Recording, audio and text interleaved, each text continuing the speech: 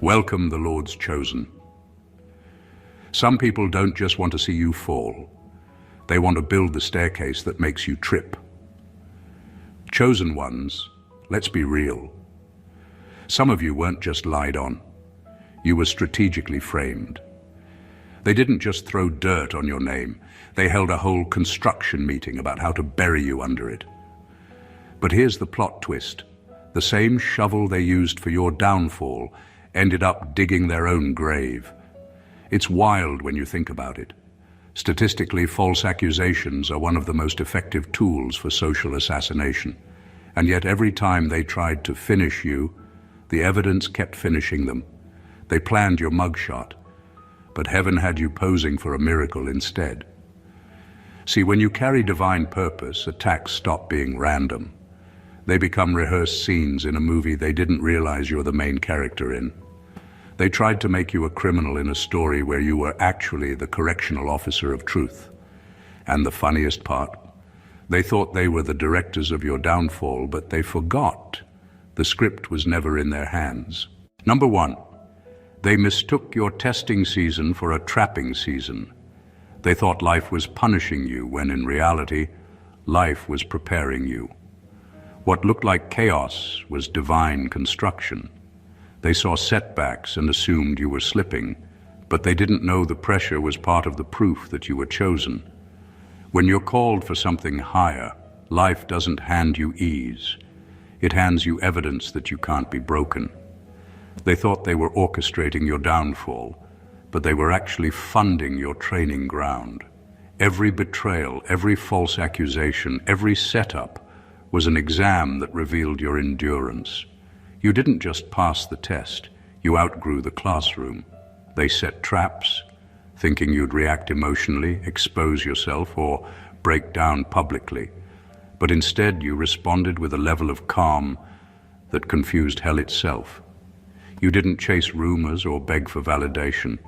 You let your peace do the talking while their lies did the unraveling. They couldn't understand why you weren't panicking, but how could you? You knew that anything divinely aligned can't be destroyed by human design.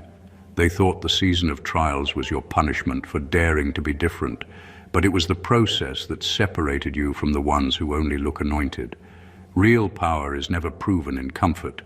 It's proven in the fire. And when you refused to fold, that's when heaven promoted you silently. You didn't need an announcement. Your endurance was your certificate. What they thought would imprison your reputation ended up proving your innocence to people who were never supposed to believe you in the first place. The setup wasn't a setback. It was divine surveillance catching your loyalty on camera. You showed integrity even when the stage lights went dark. You remained kind when bitterness was the easier language. That's what separated you. They called it weakness. Heaven called it witness, because the truth is you were never being buried when you were being planted. And now, the same people who threw dirt on your name are watching something they can't explain rise from the soil they tried to suffocate. They thought it was over. It was only the beginning of your divine evidence. Number two, their plot was a confession in disguise. Every lie they told about you wasn't just an attack. It was a revelation of their own fear. People don't scheme against what doesn't threaten them. The fact that they had to make things up about you already proved how real your light was. If you were as irrelevant as they pretended, they wouldn't have needed a whole storyline to try and destroy you. Their accusations were really projections. They couldn't stand that your integrity exposed what they lacked. So, they tried to stain what they couldn't touch. They wanted to control the narrative because your existence challenged their illusion of power. When you walk in truth, liars panic.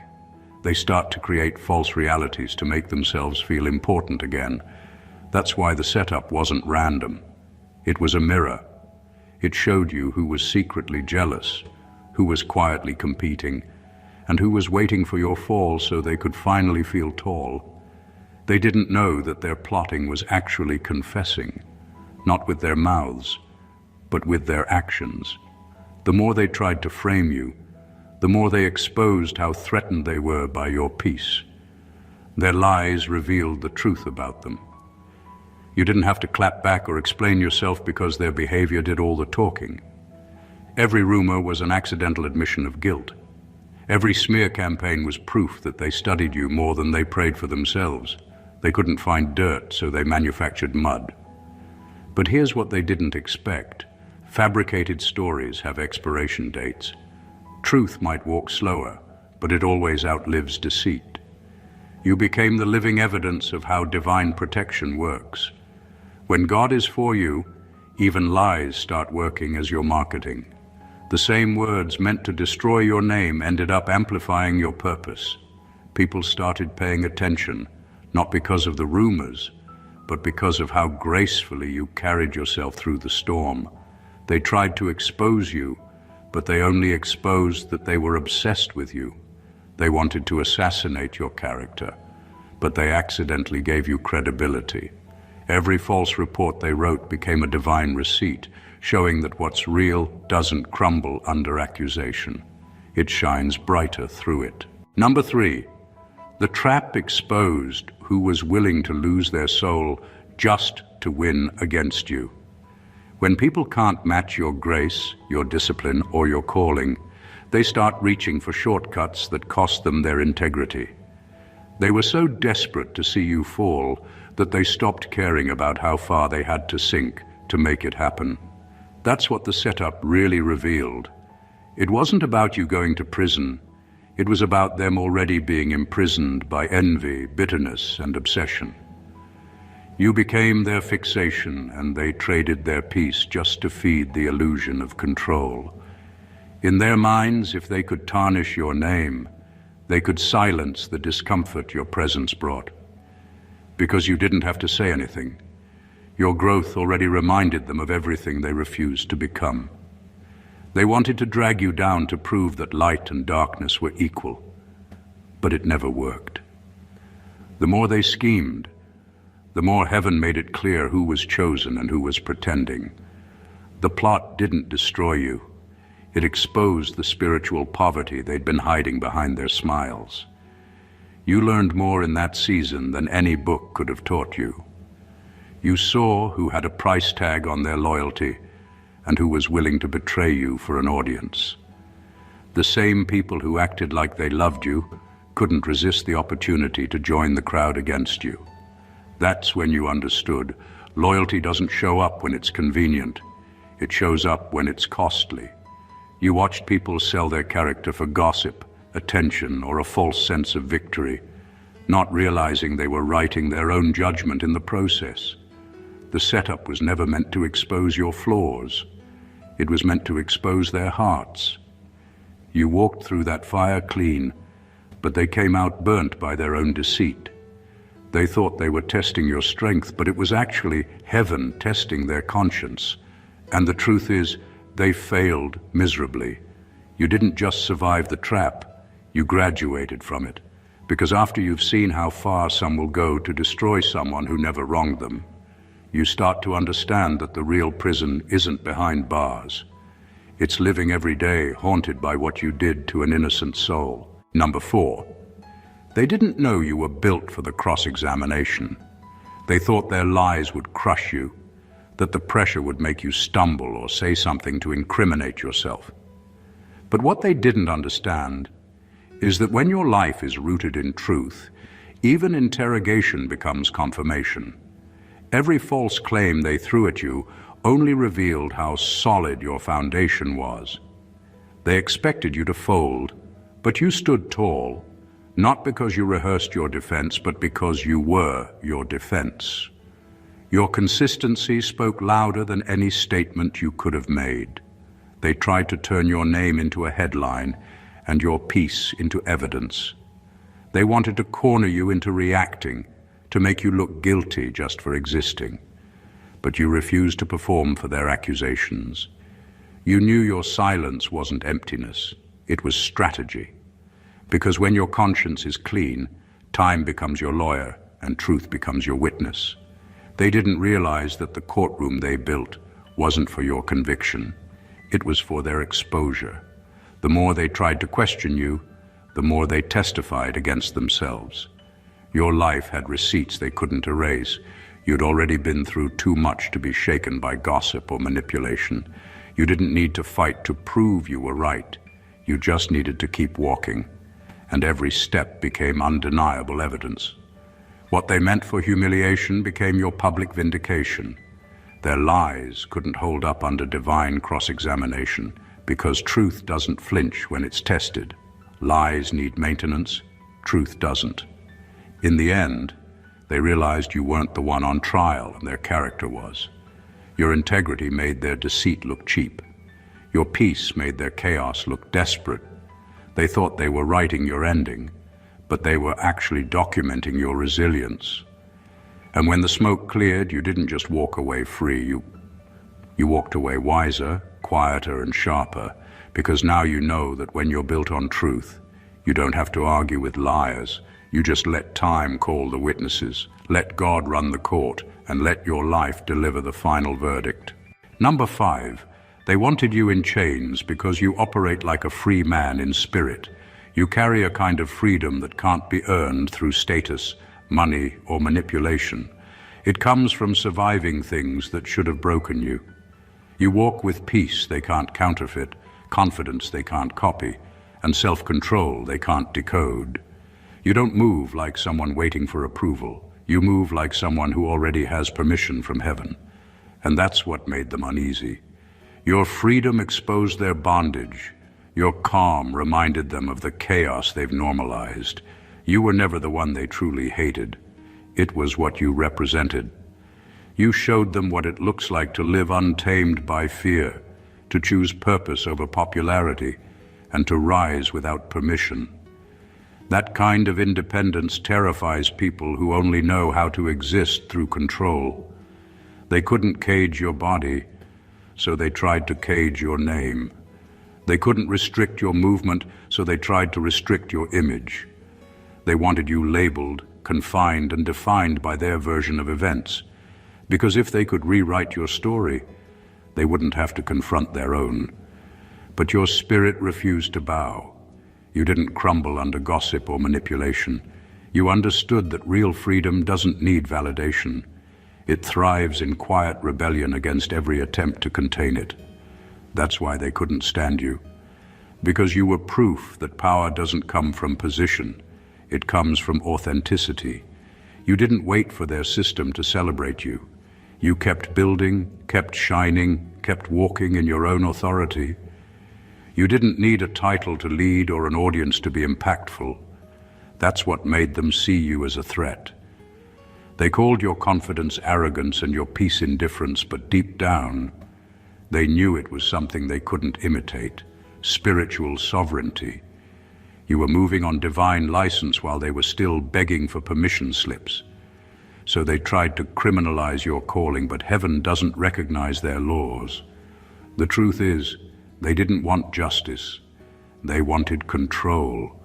And when they realized you can't cage someone whose soul is already free, that's when their entire plan began to collapse under the weight of your purpose. Number 6, they didn't realize divine timing has legal immunity. You can't trap someone who's walking in sync with destiny. When your life is aligned with a higher plan, even false charges have an expiration date. Every setup, every lie, every whisper campaign was already reviewed and rejected by heaven long before they carried it out. They thought they were pulling strings, but the whole time, the courtroom of the Spirit had already ruled in your favor. They were arguing a case that was already closed. They couldn't understand why nothing they did seemed to stick. Every rumor fizzled out, every trap fell apart, and every weapon they built backfired.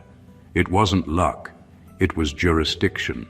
Heaven outranks human agendas. You were operating under divine protection, and they were trying to prosecute you with permission they never had. You weren't untouchable because of who you are. You were untouchable because of whose plan you're part of. They didn't know they were fighting paperwork that had already been stamped not guilty in eternity. Their timing was wrong because it wasn't time. They moved from emotion, but you moved from alignment. They rushed to destroy you, but heaven was still building you, and that's where their plan crumbled. They confused delay with vulnerability. What they saw as their opportunity was actually their disqualification. When you're chosen, you're protected by process. You can't be prematurely punished when God is still preparing you. They didn't just lose the case. They lost credibility trying to file it. The truth is, divine timing doesn't just protect you. It embarrasses those who move against it. That's why everything they tried ended in public confusion. They had strategy, but you had sovereignty. They had paperwork, but you had purpose. And purpose outruns paperwork every time. You didn't have to defend yourself because destiny did it for you. The case collapsed not because you fought back, but because heaven refused to recognize their authority over your assignment. They didn't realize you were operating under spiritual law, where truth carries a seal that can't be forged, and divine purpose walks with legal immunity that no earthly plot can overrule. Number 7, your silence wasn't weakness. It was evidence management. You knew that every loud accusation would eventually collapse under the weight of its own lies. So instead of defending yourself in the court of public opinion, you let time and truth do the talking. You understood that silence isn't surrender, it's strategy. When you're grounded in authenticity, you don't rush to prove anything. You let the noise burn itself out. They thought you were powerless because you didn't clap back, but really, you were collecting data while they exposed themselves. You watched them talk too much, reveal too much, and twist their own words into knots. You didn't have to lift a finger because their arrogance became their undoing. They were so eager to convince everyone that you were the villain that they forgot. Lies require maintenance. And the more they tried to maintain their story, the more obvious it became that they were fabricating it. You didn't speak because you didn't need to. Every move you made with grace was a silent contradiction to their chaos. Every calm response was a reminder that truth never panics.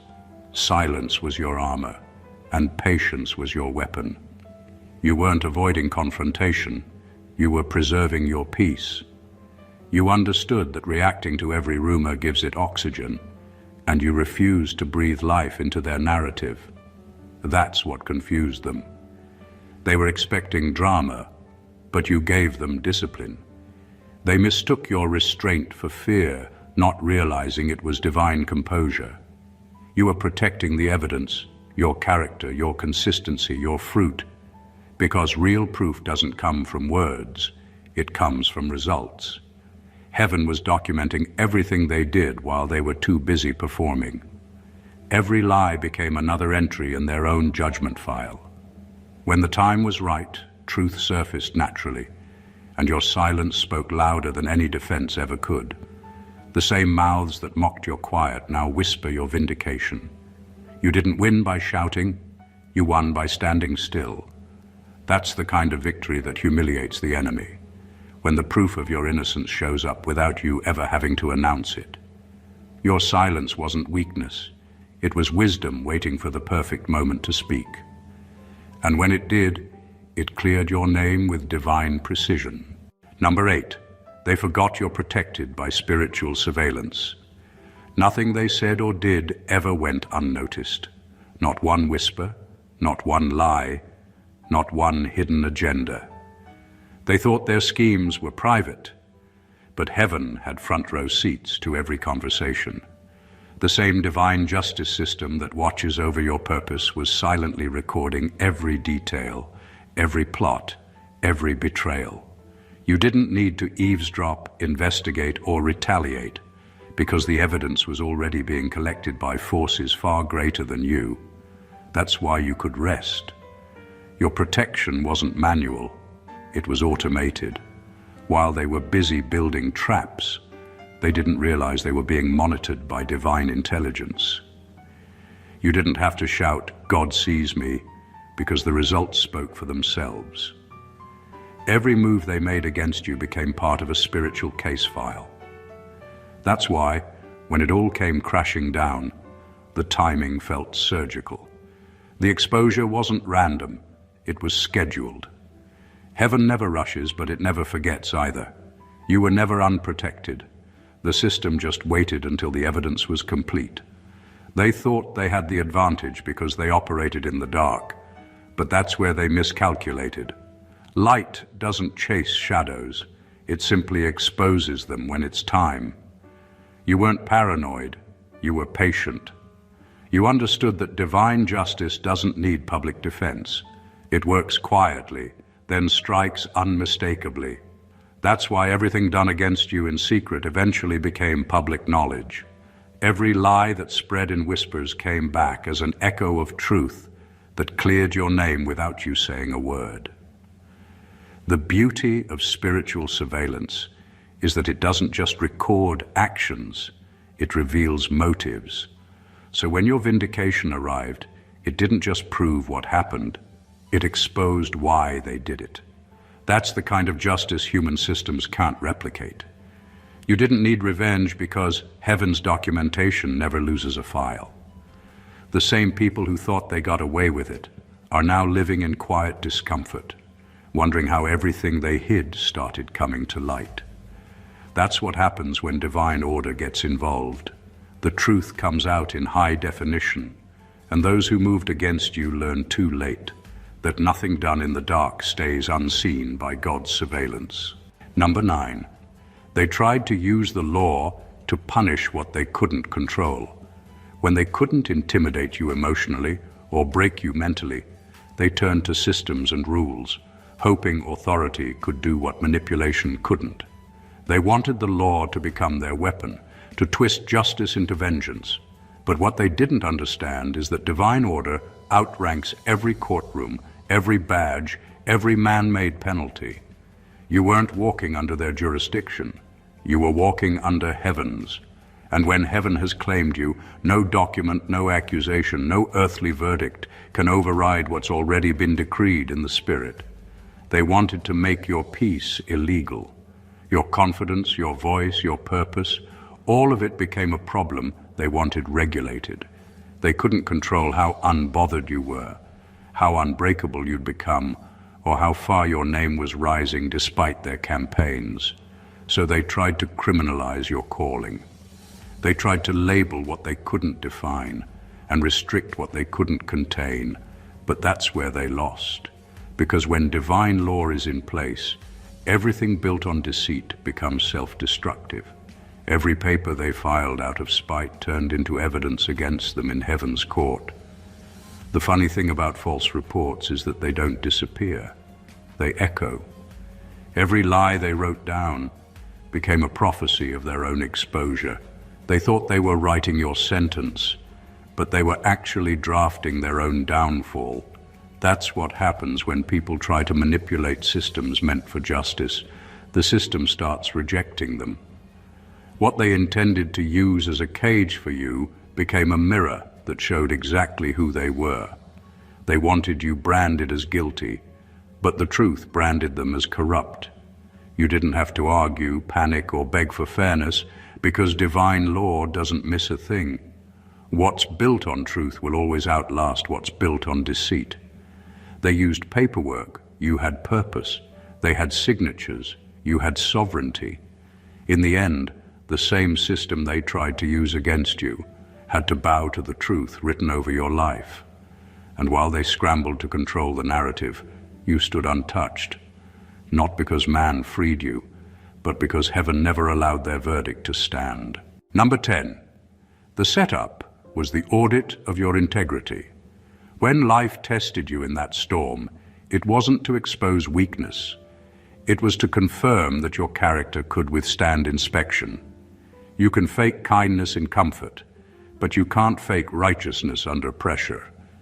They wanted to catch you slipping, to twist your reactions into proof that you weren't who you said you were.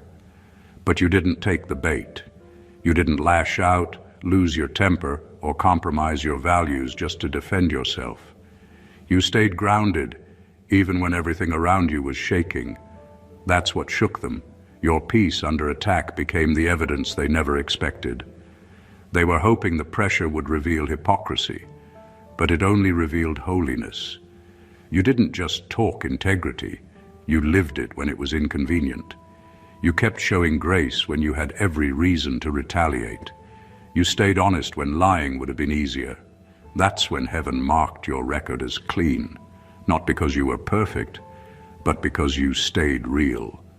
The trap wasn't just their plot, it was your audit. And you passed with results so clear that even your enemies had to rewrite their stories just to make sense of your survival. You came out of that season with receipts, not the kind that prove innocence to people, but the kind that prove loyalty to God. They couldn't stain your name because your consistency made every lie look ridiculous. The same accusations they thought would bury you ended up becoming proof that you're exactly who you say you are. That's how truth works. It doesn't need a speech. It just keeps showing up unbothered. What they didn't realize is that integrity isn't proven when everyone's watching. It's proven when you think no one is. You didn't know it at the time, but every time you chose peace over revenge, honesty over ego, and dignity over drama, heaven was taking note. The setup didn't damage your reputation, it documented it. You walked out with a record so spotless that even those who lied on you started questioning their own narratives. The more they tried to stain your name, the more it shone. Because real integrity doesn't need defense. It just needs a moment to be tested, and you passed that test flawlessly. Number 11. The same system they used against you is now studying you. They set out to destroy you, but ended up turning you into their case study. You were supposed to be the example of failure, yet you became the blueprint for resilience. They threw everything they had at you, lies, isolation, humiliation, and you still didn't collapse. You didn't curse, retaliate, or lose your identity. You just kept standing, unshaken. Now, the very people who once tried to diagnose you as unstable are trying to understand how you're still walking around with peace instead of bitterness. You became the question they can't answer. They want to know how someone who was publicly targeted could still carry themselves with dignity. How you managed to stay gracious when cruelty would have been justified. How you kept winning in silence while they were shouting lies. They're analyzing your endurance, your faith, your restraint, trying to figure out the formula behind your survival. What they don't realize is that there is no formula. There's just favor. You didn't overcome because you were stronger. You overcame because you were anchored. They used to see you as weak because you didn't react. Now they see that your composure was strategy, not submission. They thought you were broken, but you were just being rebuilt in real time. Every loss, every betrayal, every false accusation trained you to operate on a higher frequency, one they can't access. So while they're still trying to understand how you came out of the fire without smoke, you're already building something they'll never comprehend. Now the same institutions, people, and systems that tried to silence you are quietly observing you. You became a living contradiction to their predictions. You're proof that peace can't be manufactured, and spiritual strength can't be explained by logic. They studied you expecting to find weakness, but all they found was wisdom. They tried to document your downfall and ended up documenting your development. That's divine irony. When those who plotted your failure are forced to turn your endurance into a lesson plan, they can't figure out how you made it. But that's the point. You were never meant to be understood by the system, only remembered as the one it couldn't break. Number 12. They didn't expect divine backfire to be this public. They thought if they slandered you in the dark, the damage would stay contained. They thought their lies would travel farther than your truth. But when God decided to vindicate you, He didn't whisper it, He broadcasted it. The same people who plotted your downfall in private ended up watching your rise in public, unable to deny what they once mocked. Your comeback wasn't quiet or subtle, It was a headline written by heaven itself. Divine justice doesn't hide. It makes a statement. They expected you to crawl back in shame, but you came back shining with proof that favor doesn't expire just because people stop believing in you. Every false narrative they built collapsed in front of the same audience they tried to convince. That's what makes divine timing so poetic. God lets them think they've won long enough to expose their arrogance before reversing everything in one move. What they called your ending became your introduction. What they labeled finished became the start of your next chapter. They didn't just lose, they lost publicly. And it wasn't petty, it was purposeful. God didn't vindicate you to humiliate them. He did it to demonstrate that truth will always rise, no matter how much it's buried. You didn't have to clap back or correct the record. Heaven handled your PR. Your integrity became the announcement. Your peace became the press release. The same mouths that lied on you now have to live with the weight of their own words. Some of them are apologizing quietly, others pretending they never said a thing. But all of them know they were wrong. That's divine backfire, when the plot to destroy your name becomes the proof that you were chosen all along. The very energy they used against you turned into the spotlight that revealed your strength. You didn't chase revenge. You just stayed in position while God flipped the narrative. Now, your story is being told in places they never wanted your name to reach, and every eye that once looked down on you has no choice but to look up. Because God made sure your vindication wasn't just seen, it was undeniable. Number 13. The real prison was their own conscience. They thought locking you out, setting you up, or turning others against you would give them a sense of victory. But all it gave them was a restless mind.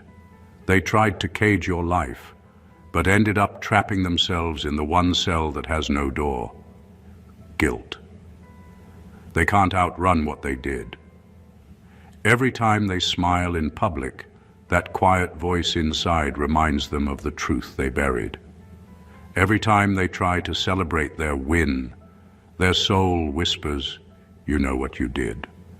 That's the kind of imprisonment that no parole can free them from.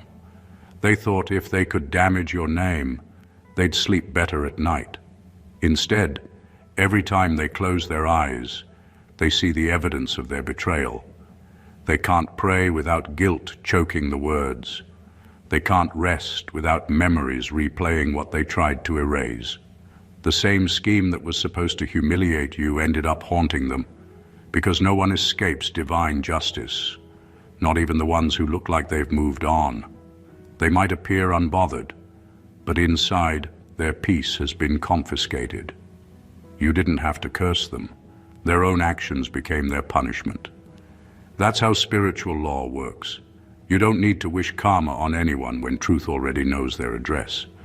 Every lie they told has weight, and it's heavy enough to bend their spirit. They wake up trying to justify what they did, but you can't reason with your own guilt. That's why their energy shifted, their tone changed, and their eyes avoid yours. They aren't afraid of you. They're afraid of being reminded of who they became in the process of trying to destroy you.